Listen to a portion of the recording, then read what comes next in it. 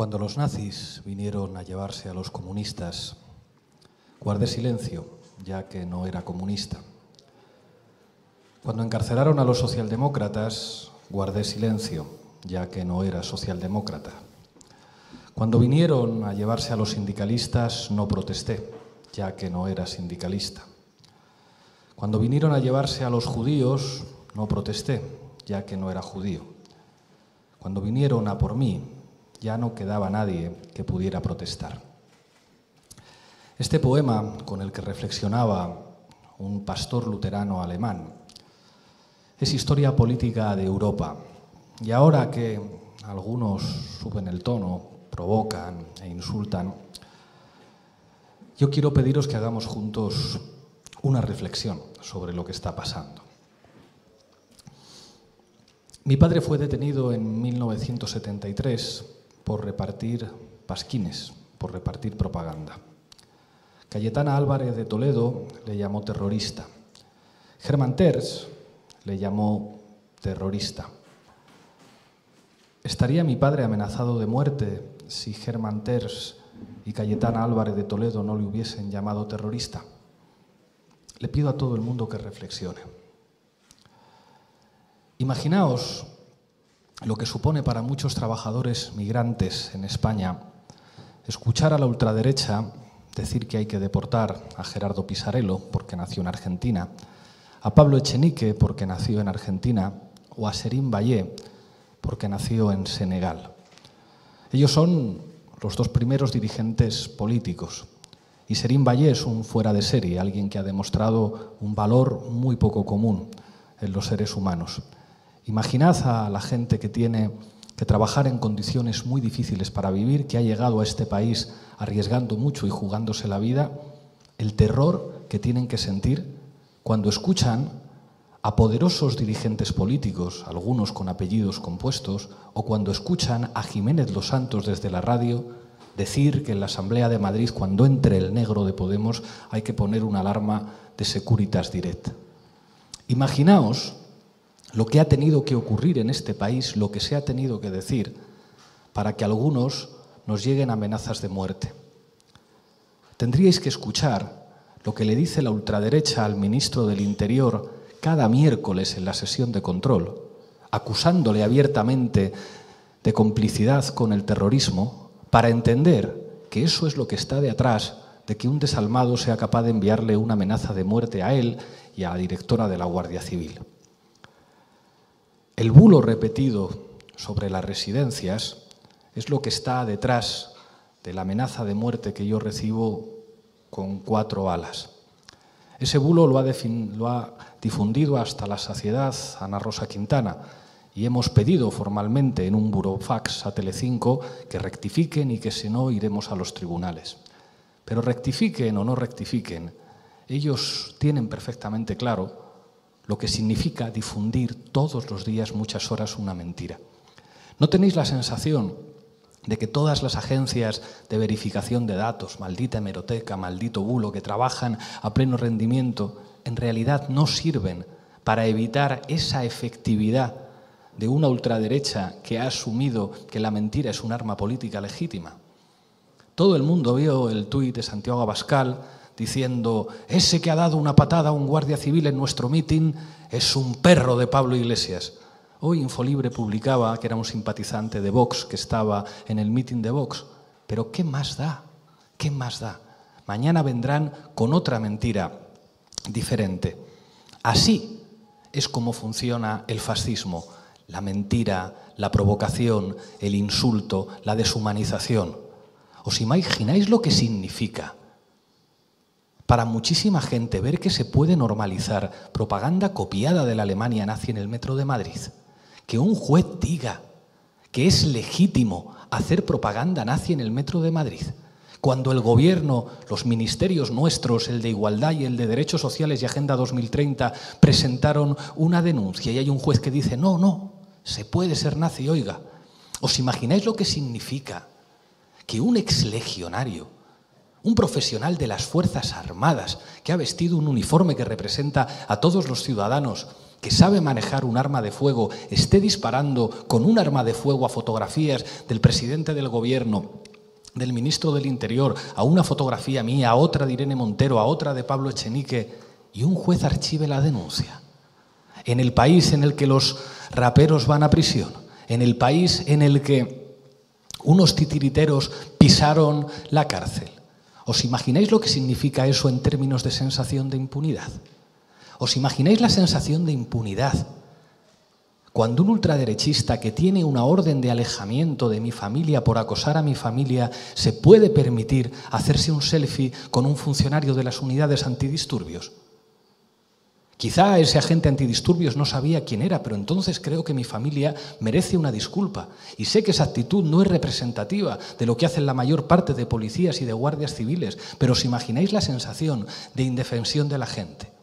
Eso es lo que significa el fascismo. Cada semana un paso más, un insulto, una mentira, una descalificación, hablar de tu aspecto, presentarte como una rata. Y eso ya no lo hacen los bots en las redes sociales. La portavoz parlamentaria, abiertamente, provocaciones, insulto, deshumanización, para generar un caldo de cultivo en el que todo puede ocurrir. Todo puede ocurrir. Y trabajan para que todo pueda ocurrir. Por eso hay que cortarlo de raíz ya, antes de que sea demasiado tarde, antes de que haya que volver a recitar el poema del pastor luterano, con una respuesta democrática, con una respuesta cívica, respondiendo con palabras, con razonamientos, con sentido común, con pedagogía a las provocaciones, a los gritos y a los insultos de los fascistas. Entendiendo además lo que significan, entendiendo lo que significa el fascismo. La democracia es un sistema que sirve para cambiar las cosas. En democracia se supone que tú te puedes presentar a las elecciones y si tienes mejores propuestas que el resto de las opciones políticas, puedes ganar esas elecciones y llevarlas a cabo. ¿Qué es lo que ha significado Unidas Podemos en los últimos años en este país? Una enorme voluntad de cambiar las cosas. Nos dijeron, si tanto critican el sistema y las cosas, monten un partido y preséntense a las elecciones. Bueno, nos presentamos a las elecciones con la voluntad de cambiar muchas cosas. Y entonces empezaron las resistencias. Y entonces empezaron a operar las cloacas, que las cloacas son fundamentalmente un dispositivo de fabricación de bulos para los medios de comunicación. ¿Qué es lo que significaban? Todos los informes falsos de falsas cuentas en paraísos fiscales, les financia Irán, les financia Venezuela, denuncias, querellas, todas archivadas. Pero ¿qué más da que tengamos 15 denuncias archivadas si eso ha servido para generar horas y horas de tertulias en la televisión, portadas en los periódicos? ¿Pero qué es lo que había detrás de eso? El miedo al cambio, el miedo al cambio. El miedo a que tuviéramos apoyos democráticos suficientes para cambiar las cosas en este país. Y cuando todo eso les empieza a fallar, entonces es cuando se recurre a los fascistas. Es historia política de Europa en el siglo XX. Con todo lo que hicieron, con todo lo que nos machacaron, no pudieron impedir que llegáramos a gobernar en muchísimas ciudades. Con todo lo que hicieron, con todo lo que nos han machacado, no han podido impedir que estemos en el gobierno de Canarias, que estemos en el gobierno de Baleares, que estemos en el gobierno de la Comunidad Valenciana, que estemos en el gobierno de Navarra, que estemos en el gobierno de Aragón, que estemos en el gobierno de España, gestionando un Ministerio de Trabajo que ha rescatado a 500.000 de empresas y que ha mantenido los puestos de trabajo de 3,5 millones de españoles. No lo han podido impedir, no han podido impedir que la ministra de Igualdad, además de ser una estudiante de matrícula de honor con becas de excelencia, viniera de trabajar de cajera y a mucha honra, y es la ministra de Igualdad la que responde con contundencia a una demanda social que dice solo sí es sí. No lo han podido impedir, no han podido impedir que el coordinador general de Izquierda Unida sea el ministro de Consumo y que por fin se limite la publicidad de las casas de apuestas. No han podido impedir que el ministro de Universidades sea una referencia internacional en la sociología. No han podido impedir que un activista antirracista y estudiante de excelencia, sea la ministra de Derechos Sociales y Agenda 2030 y esté negociando que se cumpla lo que firmamos Pedro Sánchez y yo para que haya una regulación de los alquileres en España y que los jóvenes puedan tener derecho a irse de casa y pagar un alquiler en condiciones. Como no han podido impedir todo eso, como no han sido capaces de cancelar la democracia y sus mecanismos, entonces es cuando entra en juego uno de los mecanismos históricos del poder que se llama fascismo. Los fascistas no juegan solos, los fascistas no juegan sin apoyos. No es casual que Vox sea una escisión del Partido Popular. ¿Quién es Santiago Abascal? Un dirigente del Partido Popular, sin vida laboral, que vivió básicamente del partido y del chiringuito que le montó Esperanza Aguirre. Enric Juliana, poco sospechoso de radicalismo, decía hace 2 años que había un pianista con 3 pianos. Ese pianista era José María Aznar, tocando la tecla de Ciudadanos, la tecla del Partido Popular y la tecla de los fascistas. Porque todos forman parte de un plan para evitar el cambio y la profundización democrática en España. Y para eso cuentan con muchísimo poder. Pero enfrente tienen una sociedad que se ha dado cuenta de muchas cosas. Una sociedad que ha terminado con el bipartidismo. Una sociedad que ha demostrado en momentos enormemente difíciles un compromiso democrático y a pesar de todo el poder que han movilizado frente a eso, los cambios se siguen produciendo. Y estoy orgulloso de representar a una fuerza política que es una fuerza política de vanguardia, una fuerza política que es capaz de adelantar los debates, de que nosotros decimos cosas que pocos meses o pocos años después se convierten en un tema que reconoce todo el mundo. Se reían de nosotros por señalar el problema del fascismo y ahora no solamente el resto de formaciones progresistas reconocen que la pregunta política de estas elecciones se produce en los términos que nosotros planteamos. Incluso muchos profesionales de los medios de comunicación se están dando cuenta de que no se puede tolerar la mentira, que es inaceptable un titular que dijera «Los judíos denuncian una masacre, Hitler lo niega». Y lo están diciendo profesionales de los medios de comunicación muy valientes, que dicen que no se puede aceptar el bulo, que si está lloviendo no hay que publicar que unos dicen que llueve y otros dicen que no, que hay que abrir la ventana. Y eso es enormemente importante.